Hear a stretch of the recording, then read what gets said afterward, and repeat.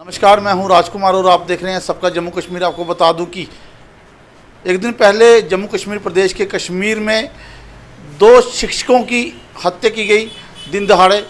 हालांकि मौजूदा सरकार जो कहती है कि कश्मीर के हालात अभी स्थिर हैं, लेकिन इसी पूरी बातें को लेकर मेरे साथ आज प्रदेश अध्यक्ष सोमराज मल्होत्रा, जो कि बहुजन समाज पार्टी से आते हैं, उन्हीं से बात करते हैं और जानने का प्रयास करते हैं कि जिन वायदों को लेकर सरकार ने कश्मीर को भरोसा दिलाया था कि लोग वहाँ के सुरक्षित हैं।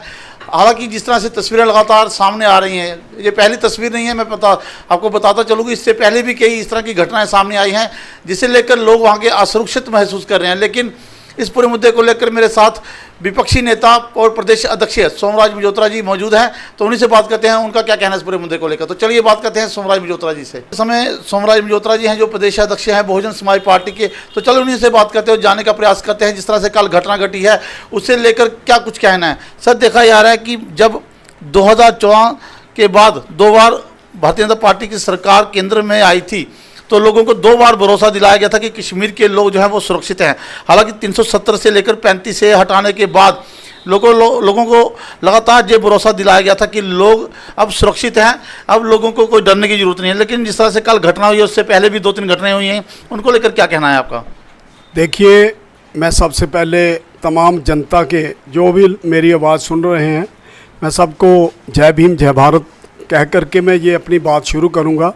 सेंटर गवर्नमेंट की सरकार के दिशा निर्देश के मुताबिक सरकार चल रही है, वो बिल्कुल विफल हुई है, बिल्कुल फेल हो चुकी है, क्योंकि वो बीजेपी के जो हथकंडे हैं, जैसे झूठ सच बोल करके ये लोगों से वोट हथियाने का काम करते हैं, और जब पावर में आते हैं तो उस वक्त ये भूल जाते हैं कि हम किसी पॉलिटिकल पार्टी से हैं, लोगों के वोट लेकर के ये तानाशाही का रवैया जो है ये अपना करके लोगों पे अत्याचार, दिन दिहाड़े कत्ल, ये आम बात हो चुकी है। बच्चियों के साथ अन्याय, बलात्कार, ये आम मसले चल रहे हैं।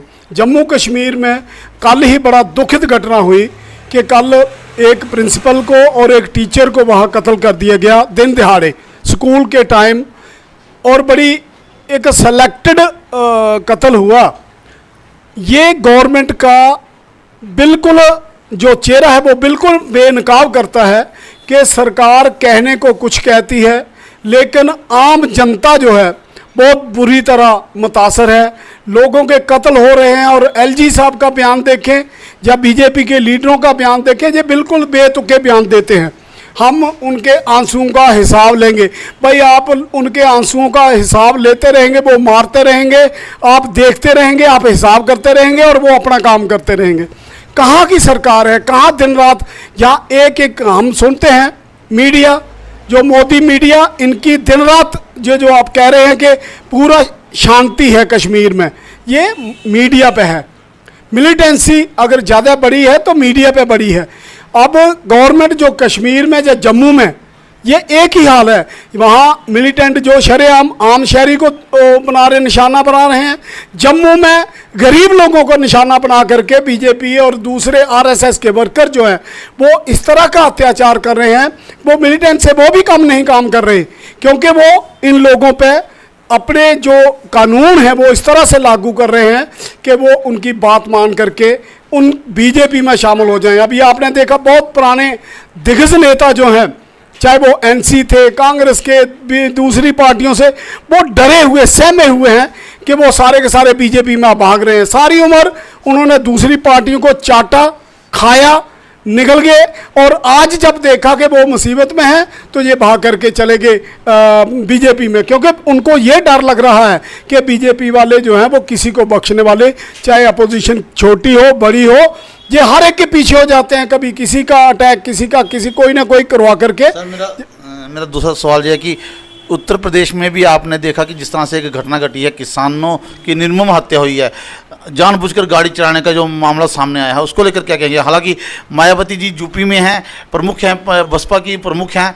उनकी तरफ से अब तो कोई बयान जारी नहीं हुआ है। क्या कहना चाहेंगे? क्या लगता है कि बसपा जो है वो उत्तर प्रदेश में इसमें शांति क्यों बनाए हुआ है, क्यों चुप है? देखिए ये आपकी जानकारी के लिए, जब ये लखीमपुर में ये वाक़या हुआ और बीजेपी के एक मंत्री जो इस वक्त कैबिनेट में बैठे हैं, उसके बेटे के माध्यम से ये सारा खेल रचाया गया। और जैसे न्यूज़ यहाँ निकली थी कि उनका बेटा जो उसमें शामिल था और वहाँ जाकर के जो किसान, ये सरकार ही किसान विरोधी है और ये जान करके ऐसा कर रहे हैं, क्योंकि किसान जो है 8-9 महीने से बिल्कुल धरने पे बैठे हैं कि ये काले कानून वापस करे, लेकिन उस पर सरकार जो है वो कोई ध्यान नहीं दे रही। वो कहती है हमारा जो कानून बनाया है वही कानून है, किसान को लागू करे ना करे, उनको फ़ायदा हो नुकसान हो उससे उनको मतलब नहीं है। और अब ये नया हथकंडा, क्योंकि खट्टर सरकार के लोगों ने और खुद चीफ मिनिस्टर ने कहा था कि लाठी डंडों से इनको पीटो, किसानों को भगाओ, ये कहाँ के रूल है, कहाँ का इंसाफ है। जो एक डेमोक्रेसी में हमारा हक है, जिसमें हम लोकतंत्र जिसे कहते हैं, जिसमें हम अपनी आवाज़ को उठा करके सरकार के कान तक पहुंचाएं ताकि हमारे मसले हल हों। 9 महीने से बच्चों के साथ, बीवी बच्चों के साथ लोग वहां बैठे हैं, लेकिन सरकार अपनी बात पर अड़ी हुई है कि हम ये बात बिल्कुल नहीं मानेंगे, कोई कानून नहीं बदलेगा।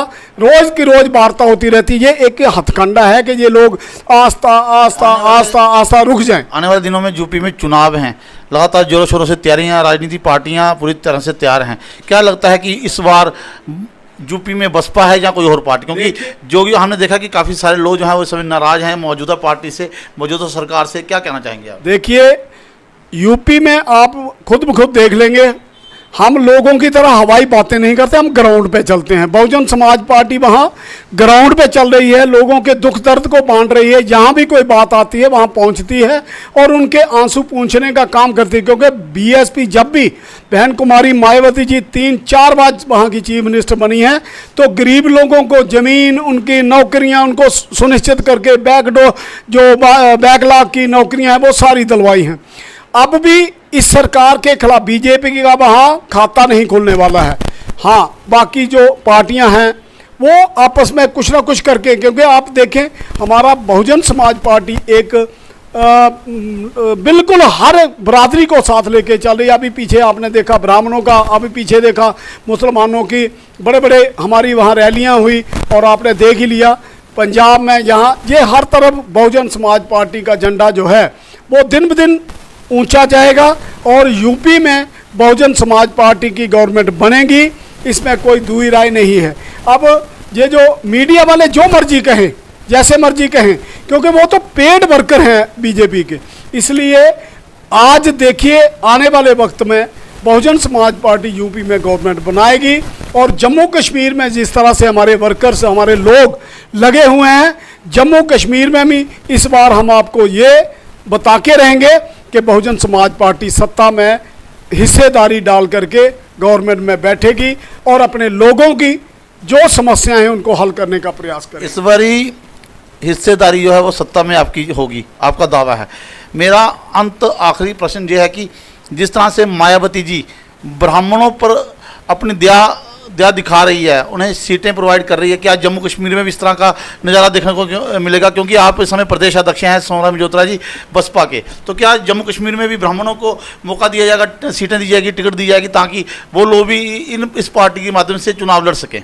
देखिए, जम्मू कश्मीर में जब से मैंने ये अध्यक्षता संभाली है, मेरा एक ही बहन जी के साथ बात है, उनसे बात यही हुई है कि जो भी वर्कर किसी भी बरादरी का हो, जहां वो काम करेगा, लोगों की समस्याओं को सुनेगा, लोगों को लूटने का काम बीजेपी की तरह नहीं, बीजेपी वर्करों की तरह नहीं, बल्कि जो लोगों में जा करके लोगों के दुख दर्द को बांटेगा, वो किसी भी बरादरी का, राजपूत बरादरी का होगा, ब्राह्मण होगा, बटवाल होगा, शेड्यूल कास्ट होगा, दलित होगा, ओबीसी होगा, हर एक आदमी को बराबर की हिस्सेदारी दी जाएगी। जो जो काम करने वाले हैं, जो ग्राउंड पे काम कर रहे हैं, वहाँ जात बरादरी का हमारे पास कोई नहीं है, क्योंकि ये जो सोशल इंजीनियरिंग बहन जी ने शुरू की है, उन्हीं की डायरेक्शन के मुताबिक यहाँ जम्मू कश्मीर में भी अगर हम इसी तरह काम करते रहे तो हम आपको दावे के साथ कहें, ब्राह्मण हमारे भाई हैं, राजपूत हमारे भाई हैं, ओबीसी हमारे भाई हैं, हमारे दलित बरादरी के लोग जो हैं हमारे भाई हैं, किसी भी बरादरी का आदमी, मुसलमान हमारे भाई हैं। ये सारे के सारे जो हमारी पार्टी में काम कर रहे हैं वो हमारे भाई हैं, हम उनको टिकट जरूर देंगे, उनको मौका देंगे कि वो अपनी क्षमता के आगे बाहर निकले। हर बरादरी का साथ, हर आदमी का आशीर्वाद हम लेने के लिए हम किसी के साथ भेदभाव नहीं करेंगे।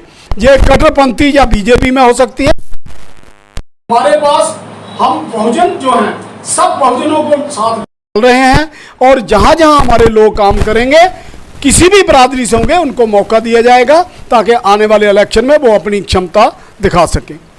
जैसे मेरे साथ सोमराज मल्होत्रा जी, जिन्होंने कहा कि आने वाले दिनों में ब्राह्मणों और अन्य वर्गों को भी सीटें दी जाएंगी। जो काम करने वाला व्यक्ति होगा, जो काम करने वाला समाज सेवक होगा, उसको सीट देने का पूरा मौका दिया जाएगा, टिकट देने का पूरा मौका दिया जाएगा। साथ में जिस तरह से कश्मीर में घटना घट रही हैं उस पर भी उन्होंने काफ़ी दुखद प्रकट किया है। उन्होंने कहा कि सिर्फ लोग सहानुभूति प्रकट कर रहे हैं, जहाँ के लेफ्टिनेंट गवर्नर जो है वो सिर्फ सहानुभूति, हालांकि इस तरह की घटनाओं पर अंकुश नहीं लगा है अभी तक। ये कहना है सोमराज मल्होत्रा जी का। और मेरे साथ खास बातचीत में मेरे साथ सोमराज मल्होत्रा बसपा के प्रदेश अध्यक्ष थे। तो चलिए अगले सेक्शन में किसी और से बात करेंगे और जानने का प्रयास करेंगे कि